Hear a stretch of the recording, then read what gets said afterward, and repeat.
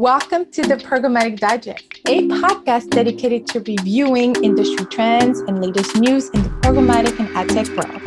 I'm Ellen Parker, your host and Chief Programmatic Sensei of Ellen Parker Consulting, where we offer one-on-one coaching or a 6-month training and development program in programmatic media to fit you and your team's needs.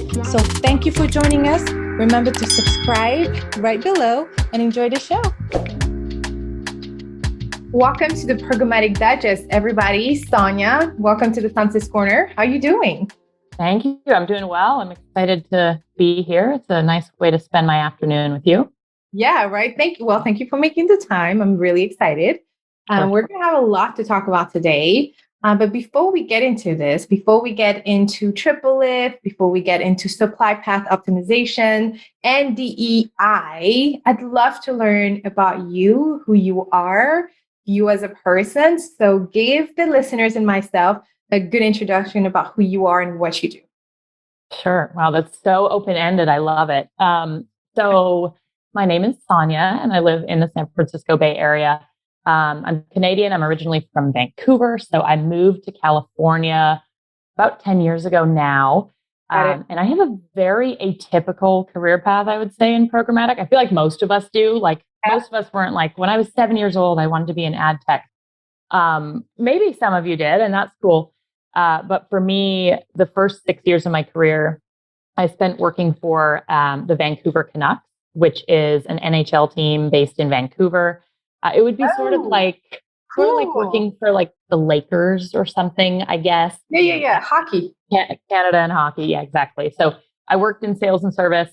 And then I moved over to what we called at the time web and new media, which has like morphed into digital and social. I think I'm dating myself a little bit, but I worked there for 6 years. And then I decided I wanted to move to California. Mm-hmm. So I decided to start a business, which was a blow dry bar. And at the time, wild, right? Cool. That's really cool. And I like didn't know much about hair other than like, okay, I have it, right? So how hard can this be? But it was really fun. I did it for 2 years. I learned a lot. And we turned it into a pretty successful business. I sold that business. So I kind of got to flex my entrepreneurial muscles for a while. And that was back in 2014, San Francisco. There was like startup phase. There were technology companies everywhere. Everybody was getting funded. So that's when I really got into ad tech. I joined a company called Virule, which was a programmatic video platform. And I led our relationships with publishers and SSPs and exchanges. And then a couple years later, 2016, I joined TripleLift. So I've been here for 5 years now. Oh, wow. Which has been amazing. Watching the company grow from, I think when I joined, we were at like 40 million or something in terms of revenue. And we'll do close to a billion this year. So atypical hockey, hair, programmatic, but like we all have an origin story. So that's mine. Yeah, that's awesome. Wow, a blow dry bar. Is that what you said? That's really got it.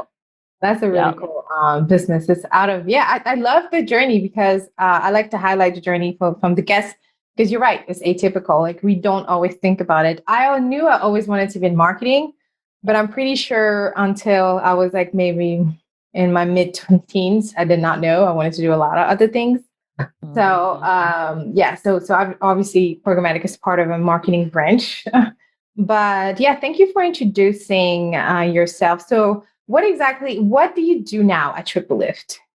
Yeah. So just starting with TripleLift. So we are really a technology company that sits, I would say, at the intersection between creative and media. And so our vision is really, it's always been reinventing ad placements across different mediums. And so we started doing that for native advertising, which was, close to 10 years ago when the company was founded. And I think that's what a lot of folks in programmatic probably know us for is TripleLift equals native.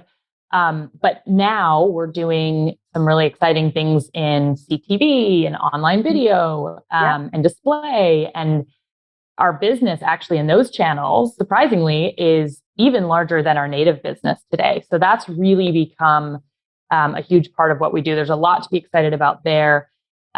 We were acquired a few months ago by Vista Equity Partners. And so that's going to help us supercharge that mission globally. And I think we're really going to be leading with CTV in this next chapter, which is exciting. So I will say, like, we're definitely at that phase where we're going through an evolution. Yeah. But through that, all of our core tenets have remained the same. You know, we're doing things to make advertising better for everyone, and that includes improving user experience by changing the kind of canvas that advertising lives on, but also helping media owners monetize their content in a much more user-centric way. So that's the TripleLift now story. And then where I fit into that story, so I'm the VP of the platform partnerships team. So my team specializes kind of in the platforms ecosystem. So think of, demand side platforms like Google's DV360 or the Trade Desk or Amazon DSP. My team of 17 leads our partnerships with more than 60 DSPs that are plugged into our exchange today. So we work really closely with our sales team, who is there to help advertisers, deliver on TripleLift. And then also we work really closely with our technical teams to ensure that our integrations are all healthy and best in class, and we're sending the right stuff to our DSP partners. So that's kind of where we fit inside of it. So you help advertisers and publishers decode the supply path optimization. Yep. Somebody listening to the introduction of TripleLift is probably saying, but that's great, but how do I get to remember TripleLift in my day-to-day, specifically from a buyer perspective or from an ad ops perspective, right? From a buy side or sell side perspective. How can they see TripleLift as a partner, simply put? Yeah. It's a great question. So depending which side of the advertising ecosystem you're on, I think the cohesive layer here is, if you are looking, let's say you're an advertiser, if you're looking for a transparent, high quality, direct path to supply in channels like native or CTV or video or display, and you want to activate that programmatically through your DSP of choice, you should be working with TripleLift, whether it's in the open exchange or in a deal environment. And we do have a lot of creative specialties for sure. We always have. We started that with our native side. And on the publisher side of the coin, we've, I think, made a name by working directly with the largest publishers in the ecosystem. So when you talk about supply path optimization, so much of that is ensuring that you're working directly with your partners and you're not paying additional ad tech tax for something that's not adding a ton of value. So we've really built our business based on our direct relationships with our advertisers, with our DSPs that we work with, and with our publishers. And we do that to allow campaigns to scale. Got it. So what's your point of view on third-party deprecation? Oh my goodness, how much time do you have? So it's funny, right? Like 3 minutes short. Okay. I do want to ask another question. So I just thought about it. So what is your, not TripleLift per se, of course you can bring their point of view in here if allowed. Yeah. But what's your perspective as a marketer, as an expert in the field? Yeah. So I think that it's interesting, like when the announcement initially came out, however long ago, when Google said, we're killing the cookie, everyone in every company freaked out and did all this stuff. And then, we were kind of on pins and needles. And then Google came out with the additional announcement and said, actually, we're going to delay it because we don't think we're quite ready. And then everyone kind of sat back a bit and said, we've got plenty of time. Well, here we are again. And we're like, oh, goodness. Great. Yeah. It's like that human truth of procrastination. So now, we have a year to figure this all out. But overall, I think that cookies are kind of an antiquated way for us to approach programmatic advertising. They made sense for a very long time.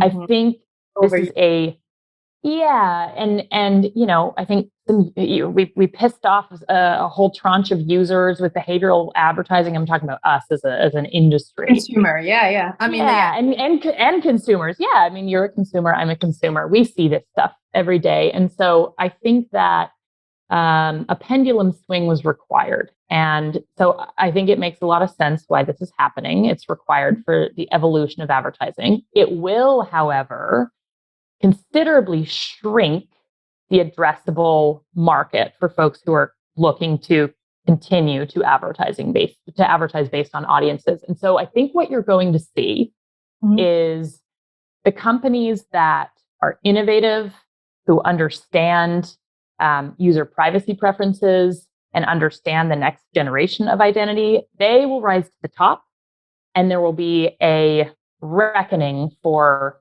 most other companies. So we've been talking about consolidation for years. Yeah. This is just another headwind that's going to significantly fast track that process. So I think the good will get better, and the mediocre and the not so great, I don't think those companies will exist anymore. Yeah. Wow. Okay. So I had a follow-up question, and then you said that, and now I'm like, that was a hot take, right? I'm just here to throw some hot takes at you. Okay, cool. So let's shift back to supply path optimization before we talk about diversity, equity, and inclusion topic, and we close. What are 3 to 5 best practice guide tips from Sonja when it comes to S.P.O? What is, and maybe we can break it down even better from a buy side perspective. What are 2 or 3 things you want people to remember when it comes to looking at S.P.O? And from a sell side, what are 2 to 3 things? So let's start with buy side. What are your tips? Like, you want to know this and this, not so much regarding for TripleLift, but based on what you've seen in your day to day, how can we utilize your expertise into our day to day? Yeah. So for supply path optimization on the buy side, which is where I spend most of my time on the demand side, I would say that advertisers should be mindful about which supply partners like TripleLift or other SSPs and exchanges they are working with, and they should be deliberate about that. So years ago, the programmatic, approach was target everything, buy in the open exchange, allow the bidder to do what it does, right? More is more, scale is scale, just deliver at all costs. Big data. Yeah, big data. And now I think that what we're seeing like agency holding companies working directly with SSPs like TripleLift, and they have these short lists that say, we've gone through a rigorous evaluation of supply partners, and instead of the 85 exchanges that we were buying on before, we've seen that we can get the same value extracted from working with just 8, for example. And that gives them, frankly, more negotiating power. And it's better for everybody to be working directly with. So I think on the buy side, know who you're buying from, be deliberate who you're buying from. Don't just buy from everybody. Yeah. The other point, I would say another best practice would be understand the supply path optimization tools that are available in your DSP.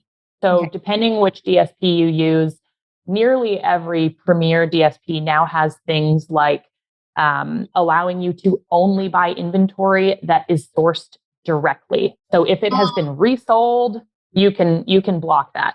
There are some cases where resellers can add value. I won't get too much into that, but generally speaking, you're going to want to work with SSPs who are working directly with the publisher. There's very few reasons outside of that. So those are your best practices on the buy side.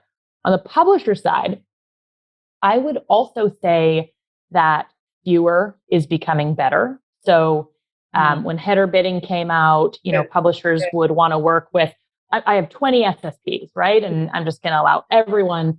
Yeah. Publishers don't have a ton of staff to maintain those partnerships, and that's tricky for yield ops. So I would say pick your partners that you really want to double down on, who you want to drive the majority of your yield. That also gives publishers more negotiating power to co-develop things with their supply partners. So I think fewer is also better on the supply side. And lastly, on the pub side, understand what the demand side is doing for supply path optimization. So I will give you an example. The Trade Desk, which is one of the preeminent DSPs, recently came out with an initiative around marketplace quality that is super publisher centric.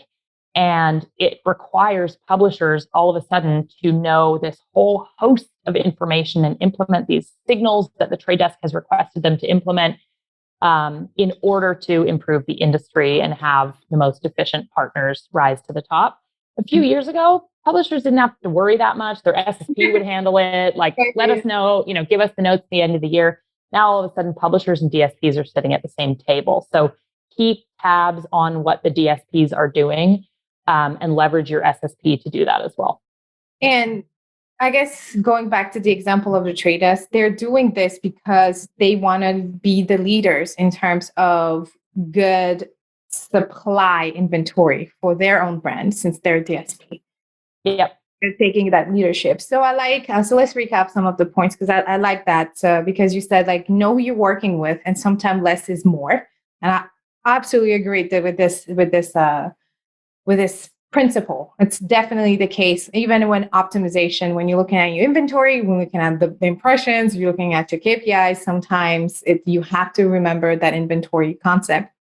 I also like the fact that you're calling out that DSPs have certain level of settings. And if you don't know what we're talking about, I encourage you to open DV360, the Trade Desk, or any of the DSP that you're working on and select and test selecting resellers. Don't allow resellers, only work with direct. So just on that point, can you briefly refresh our memories in terms of what a reseller is? You don't have to give any outside perspective, but like, just let us know, like, what's the difference between a reseller and like a direct?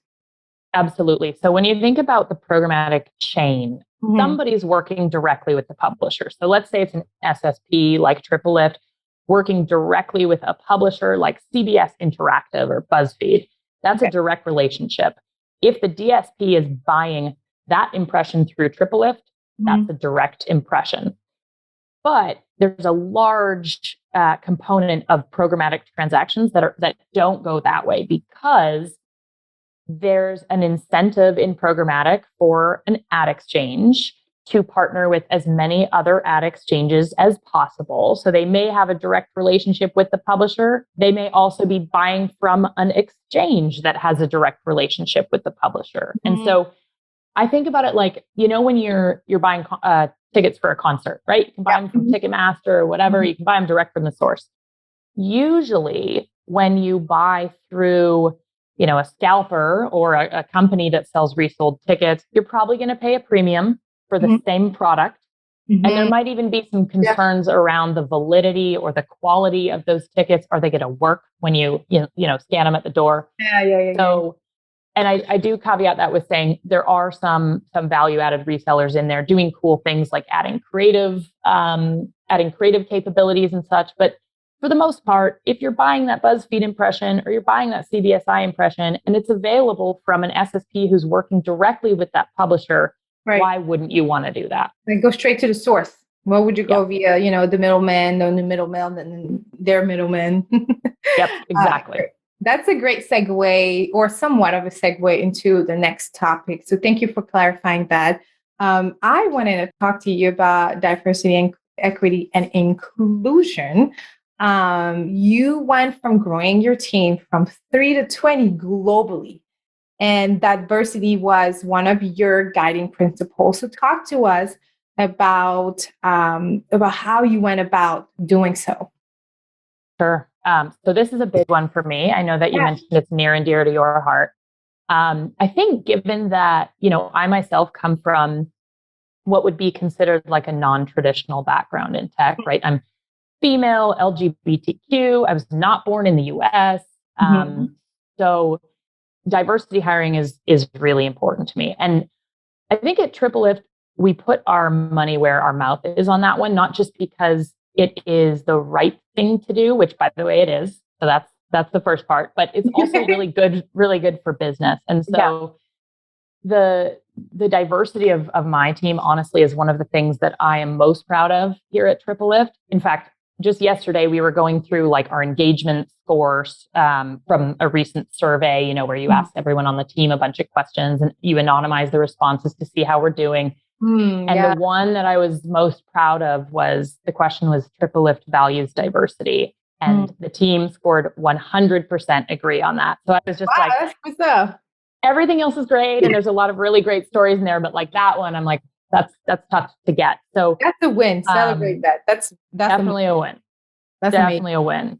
And so I think looking at my team, between the with open roles, I think we're at about 20, like you mentioned.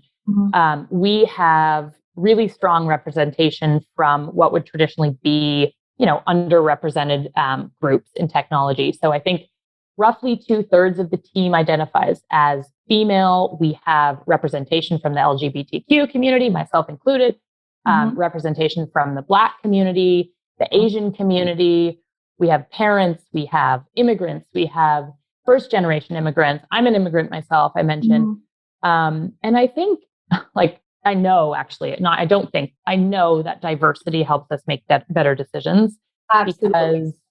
I don't want to exist in my own echo chamber. I hear my own voice enough.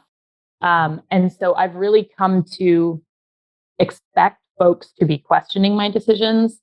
And that line of questioning is so much more helpful when it's coming from diverse perspectives. I want to break down what you said. I want to break down what you said because I don't think they heard you. You said diversity. You know that diversity has a better outcome on your revenue or your team performance, on your team productivity. And I want to quote Tristan Walker. He is the founder of, I think it's Walker & Company. He's the founder of the Black-owned beauty brand, and specifically Bevel, which is what my husband used. That's how I know him. But Tristan Walker said diversity leads to better outcome. And every teams I've worked with that were diverse from all aspects have outperformed other teams. Period. Like there's no secret. Why? Because we all bring a different perspective and all of us have a certain representation. It's just like, when there was like mishap in advertising, especially during like the Black Lives Matter and brands were trying to uplift anything Black related but did not do it correctly. And so I'm laughing because there are some very terrible ones out there, but there's some great ones as well. And I always like to joke is because there was like nobody wanted to listen to Jamal the intern, and I'm borrowing this from Lonnie Love. Actually, she's a co-host of The Real, and she's always like, there's probably a lot of non-diverse people sitting at that table making key decision, and nobody wanted to listen to Jamal the intern that was saying that is probably not something we want to go for, and they still went for it. Yeah. So I love that. So you're listening to Jamal the intern. You're listening. Matter of fact, he's not the intern. He is part of your team.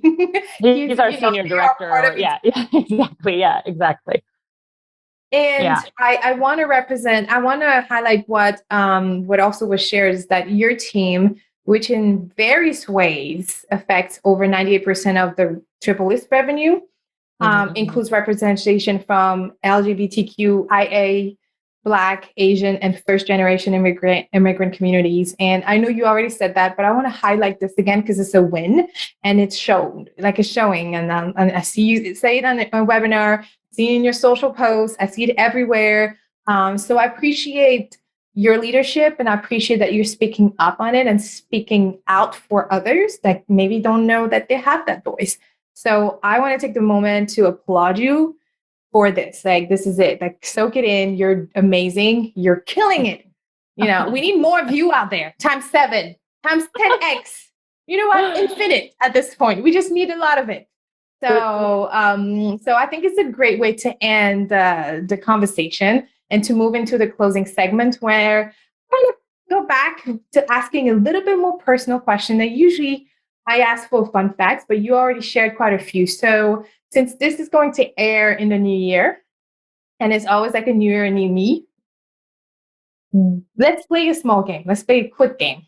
It's called the What If game. I just played it this week, and it's in December, but this is going to air in January. And the what if statement is we think between 8 to 9 negative thoughts out of 10. So instead of saying, what if I lose my job in the year? What if I gain whatever weights in this year or lose whatever weights and I'm not supposed to? Let's shift our mindset and play the game in a positive aspect. So give us 3 what if statements, and I'll share a couple of mine so you have an idea of where I'm going here. So my first one would be, what if I do retire my mom before the end of 2022? Meaning, what if I'm able to pay all her bills, but if she wants to keep working for the hospital that she works at and she loves to work with, that she only gets to go because she wants to, not because she has to. Another what if statement is like, what if I am truly able to find or book 5 to 6 figure sponsorship for the podcast and able to comfortably donate up to 70% of the sponsorship and maybe cash in 30%. Mm-hmm. So the what if statement has to be crazy dreams. Like, ooh, is this impossible? Oh, it's so scary. I like it. You have to be excited about your what if. So think about 1 or 2 to share with us. Okay. So it's going to be like abundance mindset stuff. Like abundance mindset. Yep. Okay. Like something like really beyond. And it doesn't only have to be about professional. Like it can be personal. Okay. What if I am able to, okay, this is going to be really lofty. What if I am able to genuinely strike balance across every category in my life and show up as my fulfilled and most authentic self? Ooh. That would be one. And I'm talking here about like work, friends, family, relationship, everything. Being authentic you. Ooh, that's good. That's going to be a what if. Because aren't we all chasing that at the end of the day? We can call it whatever we want to call it, but that would be one of them. And then the second would be, what if I am able to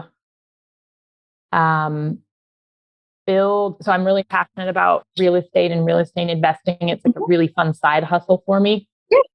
What if I am able to expand that into a meaningful center of, business and entrepreneurship to create a world where X number of years from now, when we've all ridden off into the ad tech sunset, that can be what funds my dreams and adventures and travels. So that'll be my what if on that side. So if I hear you correctly, I think those what ifs are not big enough. I think you're absolutely capable of doing it. I think you can be the real estate mogul that you want to be within the next 2 years because you have the energy. Okay. You already have the heart. It seems like you have a passion if you're a side hustle, I know that in our industry, it's like, oh, shit, she has a side hustle. Ooh, no, but like, y'all, come on. Our job does not define our identity, right? So it's okay to have passion and hobbies around it. And if your hobby makes you happier than your 9 to 5, maybe it's something you want to consider in the next year or so, or even tomorrow. Who knows? Yeah. But I love the fact that you are going above and beyond first from your own perspective. Like being authentic is really real for me. And I always strive to being it. But I'm so used to code switching at work. Yeah. Then even now that I have my own business, I have a programmatic solution business and I train agency partners or brand partners, how to run a campaign correctly, like from a trader's perspective, from an operational workflow. So that's what I do. But even though I'm still the boss bee, I still have to code switch sometimes.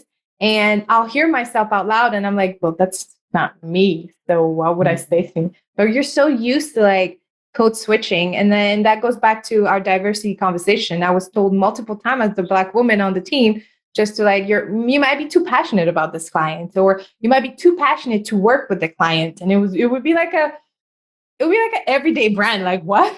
What am I saying? Okay, cool. I'll just not be on this account, I guess.